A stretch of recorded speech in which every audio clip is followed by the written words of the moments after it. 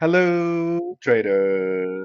Today is Monday, June 23rd, and this is my analysis for the pound yen on the 1 hour time frame.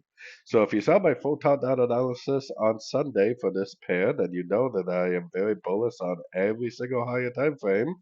And I personally wouldn't be trying to go long right now at the top of this move on the 1 hour time frame, but I definitely would still be looking for longs. I personally would want to see a pullback. So if the market does, close engulfing down, the first thing I would do is throw my Fibonacci retracement on here. Then I would look for a three-way pullback, and I would look for an engulfing move to the upside at a Fibonacci level to go long again for the continuation of this higher time frame uptrend. This red Fibonacci is the daily time frame fib level. So at this point, I would expect it to go up at least to the 78% Fibonacci retracement, which is still a pretty decent amount of ways up there. I mean, if you squeeze it down, you have to squeeze it a long ways before you can even get there. It's right around the 202 area.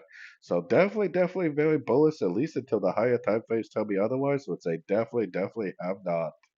So anyways, don't forget to like, subscribe, take a look at my free Discord channel, link down here in the corner. Take a look at my website, fxpipcollector.com. And as always, thank you for watching and happy trading.